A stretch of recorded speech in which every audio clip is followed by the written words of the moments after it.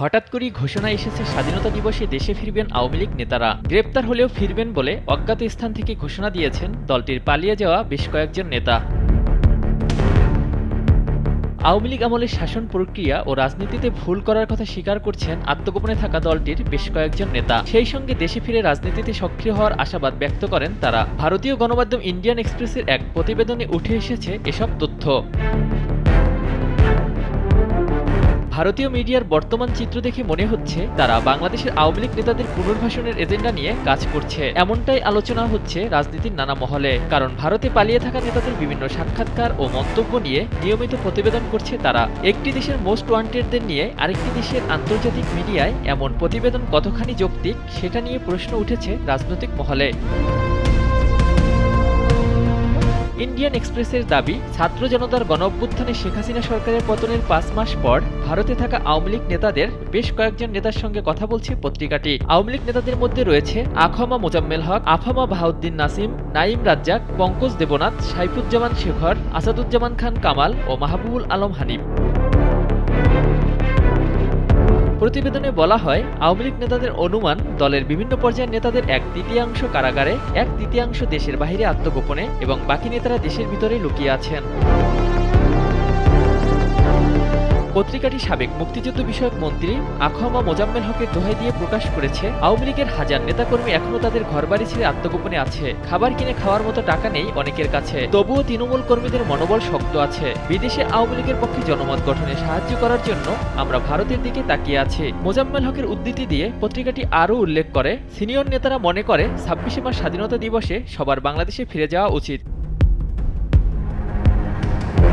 আওয়ামী লীগের সাবেক সংসদ সদস্য নাঈম রাজ্জাকের বরাত দিয়ে পত্রিকাটি লিখে, আওয়ামী লীগ নেতাদের প্রায় সবার জামিন আবেদন প্রত্যাখ্যান করা হয়েছে। তার মতে আওয়ামী লীগ নেতারা ভয়াবহ এক পরিস্থিতির মধ্য দিয়ে আত্মগোপনে আছেন। তিনি আরও বলেন, এখন পর্যন্ত আমাদের কোনো বিচারিক অধিকার নেই, জামিন পাচ্ছেন না কেউ। আমরা জানি আমরা যদি দেশে ফিরে নির্বাচনের দাবি জানাই, আমাদের সবাইকে গ্রেপ্তার করে কারাগারে পাঠানো হবে। আওয়ামী লীগ আলোচনায় বসতে এবং নির্বাচন নিয়ে কথা বলতে প্রস্তুত, কিন্তু এর জন্য কোনো পরিবেশ নেই দেশে। এ সময় তিনি আরও জানান, এখনই আমাদের পক্ষে মাঠে নামা কিংবা রাজনীতি করা সম্ভব নয়।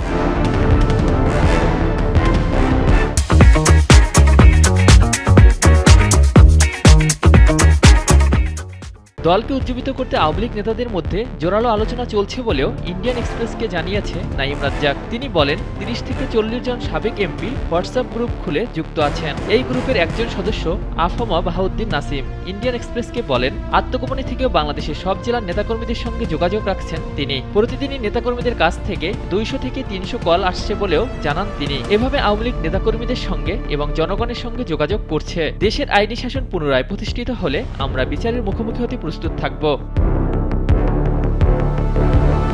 বেশ কয়েকজন নেতা ইন্ডিয়ান এক্সপ্রেসকে জানিয়েছেন, শেখ হাসিনা হোয়াটসঅ্যাপ গ্রুপে দলের নেতাদের সঙ্গে নিয়মিত যোগাযোগ রাখেন। এরকম কিছু গ্রুপে শেখ হাসিনা আব্বা নামে যুক্ত আছেন। সাবেক এমপি পঙ্কজ দেবনাথ পত্রিকাটিতে দাবি করছেন, শেখ হাসিনার সঙ্গে তার নিয়মিত যোগাযোগ রয়েছে। মোজাম্মেল হক ইন্ডিয়ান এক্সপ্রেসকে আরও বলেন, গত আগস্টে থানা থেকে লুটপাট হওয়া হাজার হাজার ছোট অস্ত্র উদ্ধারের কোনো চেষ্টা দেখা যায়নি। আমাদের সন্দেহ সমুদ্রপথে আরও অস্ত্র এসেছে বাংলাদেশে। পাকিস্তান যেমন একটি ব্যর্থ রাষ্ট্রে পরিণত হয়েছে, তেমনি বাংলাদেশকে একটি ব্যর্থ রাষ্ট্রে পরিণত করার সর্বাত্মক চেষ্টা চলছে। সাবেক স্বরাষ্ট্রমন্ত্রী আসাদুজ্জামান খান কামাল ভারতীয় গণমাধ্যমটিকে বলেন, ২০২৪ সালের আগস্টের আগে আওয়ামী লীগ বহুবার বিরোধী দলে ছিল, কিন্তু দলটি এমন পরিস্থিতির মুখোমুখি আগে কখনো হয়নি। আওয়ামী লীগের যুগ্ম সাধারণ সম্পাদক মাহবুবুল আলম হানিফ ইন্ডিয়ান এক্সপ্রেসকে বলেন, তাদের দলে ৩ লাখের বেশি কর্মী এখনো বাংলাদেশে আত্মগোপনে রয়েছে। মাহবুবুল আলম হানিফ আরও মনে করেন, ৫ আগস্টের আগের হত্যাকাণ্ডের জন্য শুধু আওয়ামী লীগকে দায়ী করা এক ধরনের অন্যায়। শেখ হাসিনার দেশ ছেড়ে চলে যাওয়ার পর বাংলাদেশে হত্যাকাণ্ড ও সহিংসতা অব্যাহত রয়েছে। তাহলে এর জন্য দায়ী কে, এমন প্রশ্ন রাখেন তিনি। এসবের জন্য যদি শেখ হাসিনাকে অভিযুক্ত করা হয়, তাহলে প্রধান উপদেষ্টা ইউনূসকেও অভিযুক্ত করতে হবে। শেখ হাসিনা যদি বিচারের মুখোমুখি হতে প্রস্তুত থাকেন, তাহলে অন্তর্বর্তী সরকারকেও তাই হতে হবে। ভারতে অবস্থান করে আত্মগোপনে থাকা আওয়ামী লীগ নেতাদের প্রতিবেদনের প্রক্রিয়া জানিয়েছে সিএ প্রেস উইং ফ্যাক্ট। সেখানে বলা হয়েছে, সংঘবদ্ধ অপপ্রচারের অংশ হিসাবে পলাতক আওয়ামী লীগ নেতাদের কথার উপর ভিত্তি করে বেশ কয়েকটি প্রতিবেদন প্রকাশ করেছে ইন্ডিয়ান এক্সপ্রেস। পত্রিকাটি যাদের মতামত নিয়েছে তারা সবাই সন্দেহভাজন অপরাধী ও গণহত্যায় অভিযুক্ত। প্রকাশিত এসব প্রতিবেদন মিথ্যা ও বিভ্রান্তিকর।